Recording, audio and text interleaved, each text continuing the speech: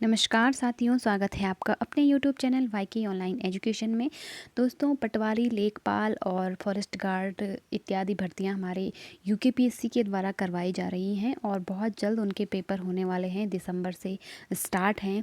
आप लोगों के पास बहुत कम समय है, इसलिए जो हमारा सिलेबस है उसके साथ साथ हम यहाँ पे प्रैक्टिस सेट भी करते जाएंगे।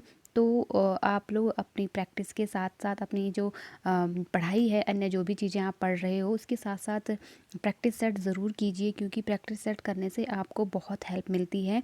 और चलिए आज शुरू करते हैं हिंदी का ये प्रैक्टिस सेट। और इससे पहले भी मैंने बहुत सारे प्रैक्टिस सेट करवाए हुए हैं, 18 के करीब, तो आप उनको भी देख सकते हो।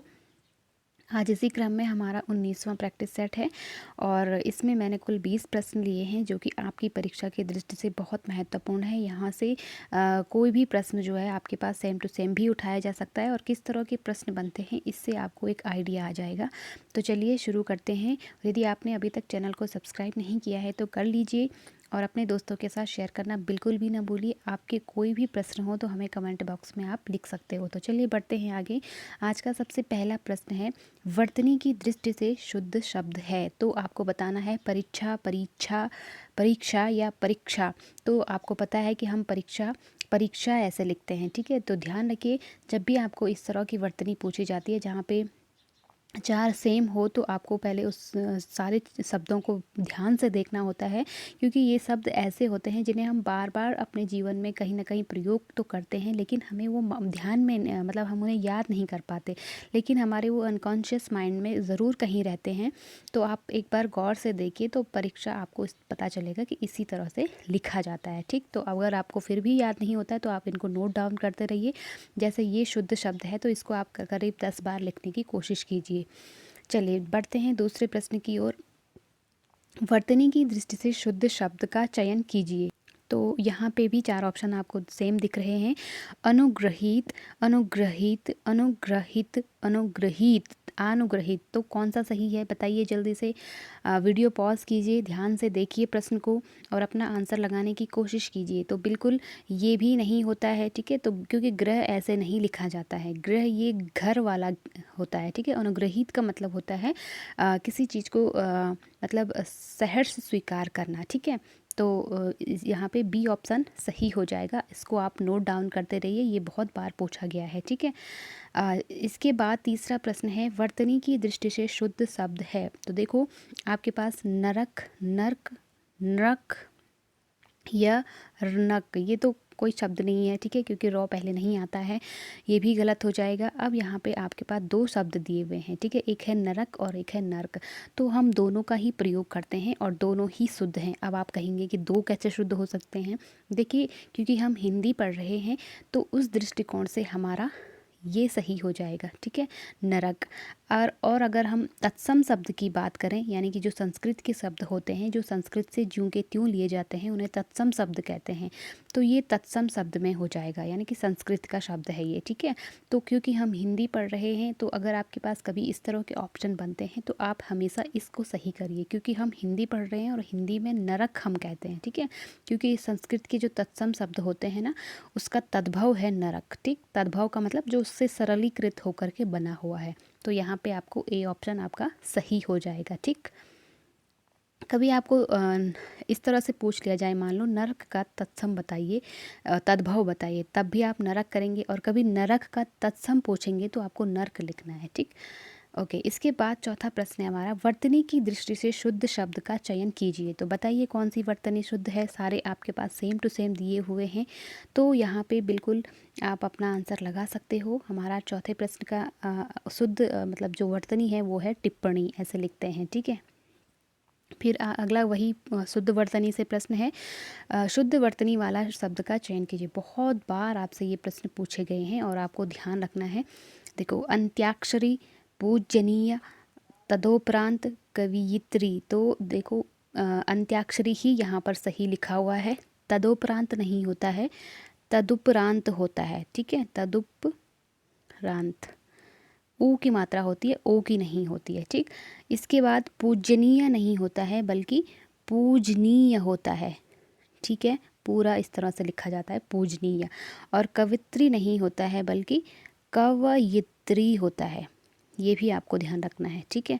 ई की मात्रा यहाँ यौ में लगती है, कवयित्री होता है, ठीक।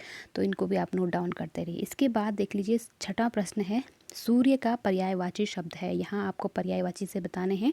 शुधांशु, द्विरद, पतंग, त्रिदश। अगर आपने पर्यायवाची वाला वीडियो नहीं देखा है तो आप ज़रूर देख ली। मैंने वहाँ पर ट्रिक के माध्यम से आपको बताया था कि कैसे आप अपने पर्यायवाची याद रख सकते हो। तो यहाँ पर एक ही पर्यायवाची है पतंग, जो सूर्य का है, ठीक है। सुधांशु चंद्रमा का है, तो इस तरह से।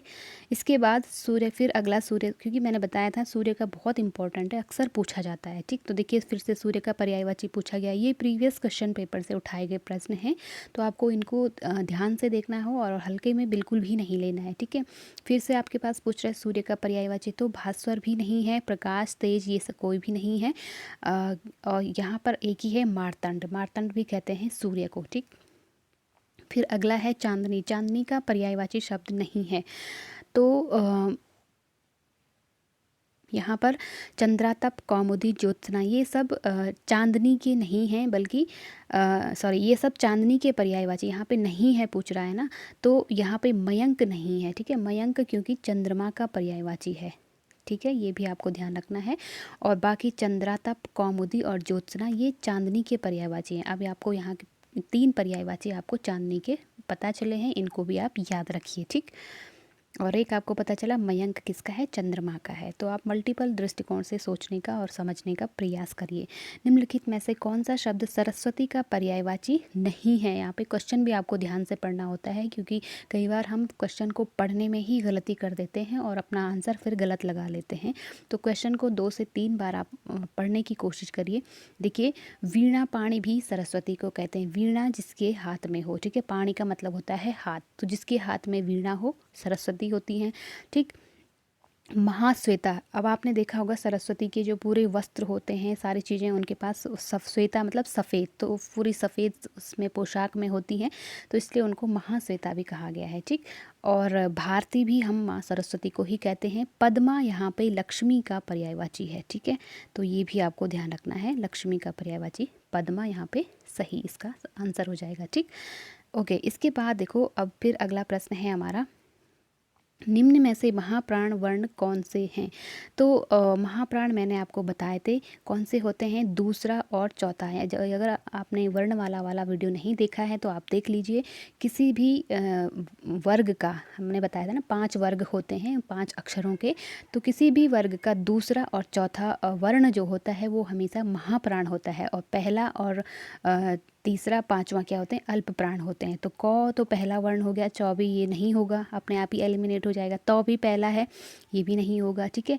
और जो हमने बताए थे अंतस्थ जो व्यंजन है वो भी क्या होते हैं, अल्प प्राण होते हैं। तो यहाँ पे बी ऑप्शन इसका सही हो जाएगा, क्योंकि ख भी दूसरा है और ये घ क्या है, चौथा वर्ण है, ठीक है। तो दूसरा और चौथा वर्ण हमेशा महाप्राण होते हैं। उम्मीद है आप लोग समझ पा रहे होंगे। अगला 11वां प्रश्न है हमारा, आकाश शब्द का विलोम है, तो बताइए कौन सा है। सीधी सी बात है, पाताल हो जाएगा। धरती, नागलोक, समुद्र, ये सब नहीं करना है, आकाश का पाताल होता है, ठीक है। सगुण शब्द का विलोम है। सगुण मतलब जो एक साकार रूप में होता है, ठीक है, जिसकी कोई रूप हो, जिसका कोई आकार हो, उसे सगुण कहते हैं। और दूसरा उसका विलोम हो जाएगा निर्गुण, यानी कि निराकार, ठीक। अगर हम इनका एक दूसरा अर्थ लें तो सगुण मतलब साकार और निर्गुण मतलब निराकार। तो इस तरह भी आपको देखना है। अपशकुन का विलोम है, 13वां प्रश्न है।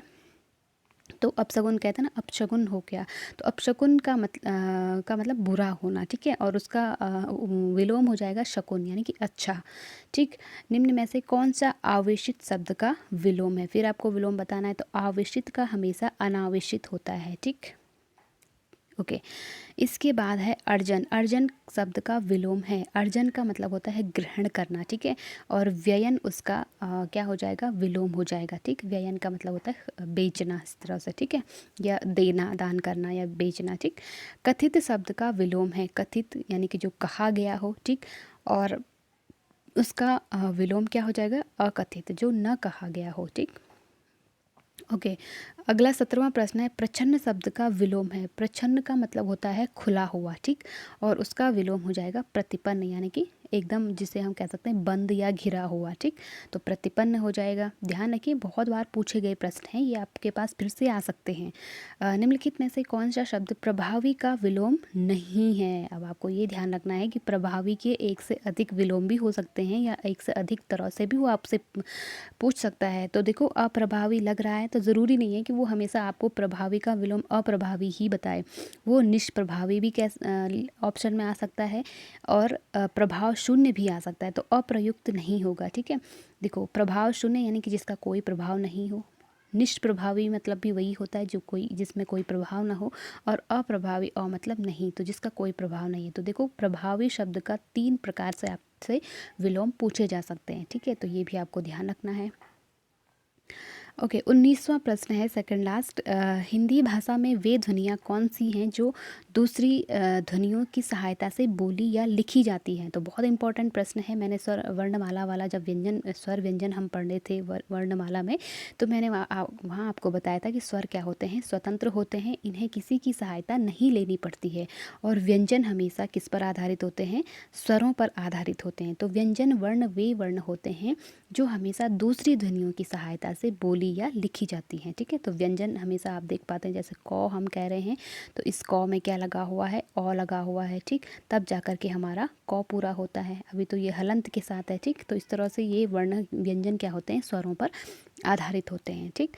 अब लास्ट प्रश्न है हमारा आज का, इनमें से अश्लील शब्द का विलोम है। फिर आपको विलोम पूछ रहा है, तो अश्लील का मतलब होता है जो मतलब जो सभ्य ना हो, ठीक है। तो यहाँ पर एक ही शब्द है श्लील। श्लील का मतलब होता है सभ्य या शुद्ध जिसे हम कह सकते हैं, और उसका विपरीत हो जाएगा अश्लील, ठीक है। तो ये थे हमारे आज के 20 प्रश्न। देखिए दोस्तों, इनको आप बिल्कुल हल्के में मत लीजिए, क्योंकि प्रैक्टिस सेट आपके परीक्षा आपकी तैयारी कैसे चल रही है आप इसको आप मतलब जानने में आपकी बहुत मदद करती है। इसलिए जब भी आप पढ़ाई करते हो तो प्रैक्टिस सेट ज़रूर किया कीजिए। साथ ही साथ हमारा NCERT का सीरीज़ तो चल ही रहा है, उसमें जो भी इम्पोर्टेंट चीज़ें होती हैं मैं वो आपको बताती हूँ, और मैं कोशिश करूँगी कि हर दूसरे तीसरे दिन आपके लिए प्रैक्टिस सेट लेकर के ज़रूर आऊँ। नहीं तो संडे को तो मैं अवश्य आपके लिए प्रैक्टिस सेट लेकर के आऊँगी। आप लोग क्या इस पर आपकी राय है, क्या रोज़ आप प्रैक्टिस सेट चाहते हो या संडे को ही आपको प्रैक्टिस सेट चाहिए, ज़रूर आप मुझे कमेंट करके बताइए। उसके अनुसार ही मैं अपने प्रैक्टिस सेट आपके लिए तैयार करूँगी। तो ये था हमारा आज का वीडियो। अगर आपने पुराने वीडियो जो NCERT वाले हैं वो नहीं देखे हैं तो ज़रूर देख लीजिए, और मिलते हैं अगले वीडियो में अगले कुछ अपडेट के साथ। और तब तक के लिए आप लोग पढ़ते रहिए, तैयारी करते रहिए। नमस्कार।